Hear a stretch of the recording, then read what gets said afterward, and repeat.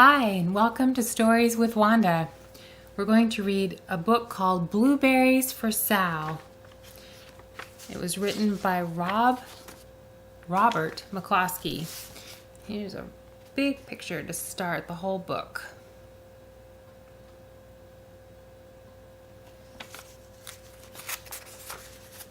Blueberries for Sal. One day, little Sal went with her mother to Blueberry Hill to pick blueberries. Little Sal brought along her small tin pail, and her mother brought a large tin pail to put berries in. "We will take our berries home and can them," said her mother. "Then we will have food for the winter." Little Sal picked 3 berries and dropped them into her little tin pail. Ka-plink, ka-plank, ka-plunk. She picked 3 more berries and ate them. Then she picked more berries and dropped 1 in the pail. Ka-plunk. And the rest she ate. Then little Sal ate all 4 blueberries out of her pail. Her mother walked slowly through the bushes, picking blueberries as she went and putting them in her pail. Little Sal struggled along behind, picking blueberries and eating every single one. Little Sal hurried ahead and dropped a blueberry in her mother's pail. It didn't sound ka-plink because the bottom of the pail was already covered with berries. She reached down inside to get her berry back. Though she really didn't mean to, she pulled out a large handful because there were so many blueberries right up close to the one she had put in. Her mother stopped picking and said, "Now, Sal, you run along and pick your own berries. I want to take berries home and can them for next winter." Her mother went back to picking, but little Sal, because her feet were tired of standing and walking, sat down in the middle of a large clump of bushes and ate blueberries. On the other side of Blueberry Hill, Little Bear came with his mother to eat blueberries. "Little Bear," she said, "eat lots of berries and grow big and fat.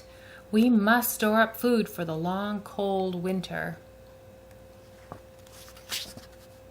Little Bear followed behind his mother as she walked slowly through the bushes eating berries.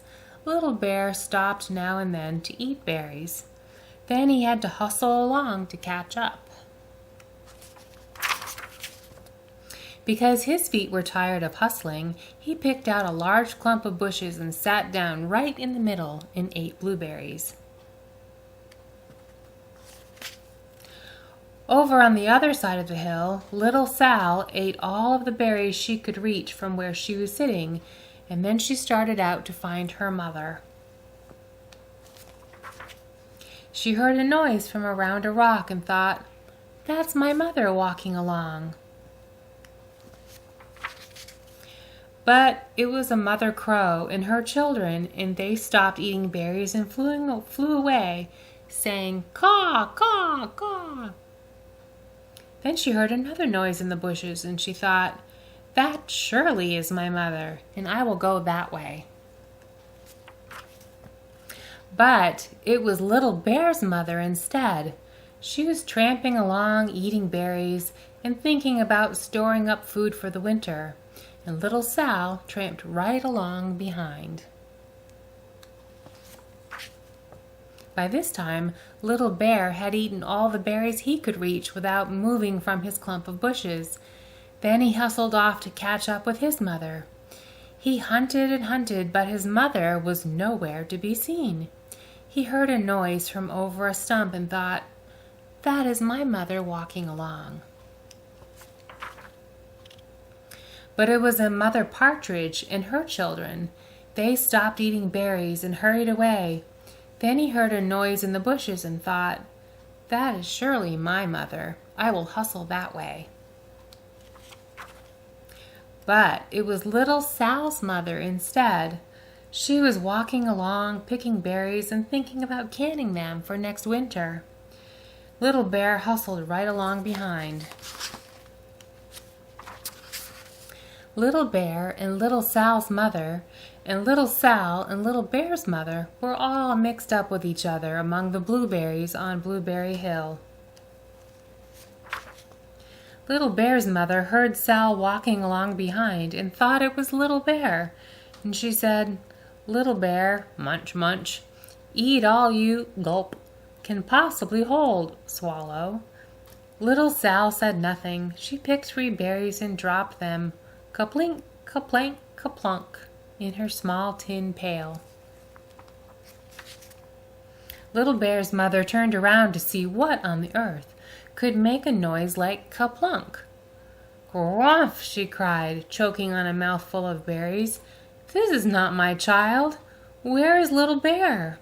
She took one good look and backed away. She was old enough to be shy of people, even a very small person like Little Sal.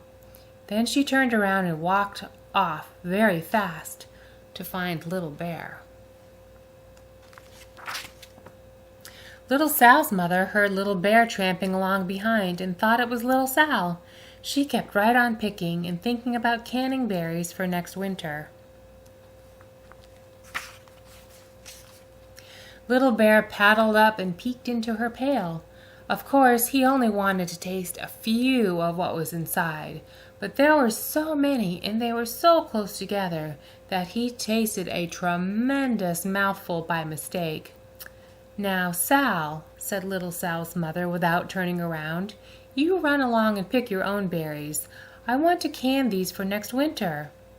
Little Bear tasted another tremendous mouthful, and he almost spilled the entire pail of blueberries.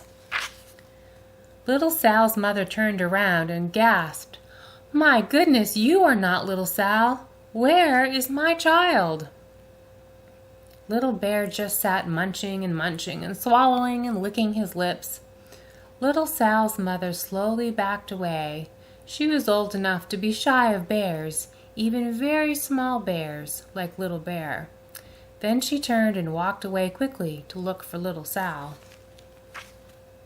She hadn't gone very far before she heard a ka-plink, ka-plank, ka-plunk. She knew just what made that kind of noise. Little Bear's mother had not hunted very long before she heard a hustling sound that stopped now and then to munch and swallow, and she knew just what made that kind of noise. Little Bear and his mother went home down one side of Blueberry Hill, eating blueberries all the way, and full of food stored up for next winter. Little Sal and her mother went down the other side of Blueberry Hill, picking berries all the way, and drove home with food to can for next winter. A whole pail of blueberries and 3 more besides. And that's the end of that story. Thank you for listening. I'll see you again soon.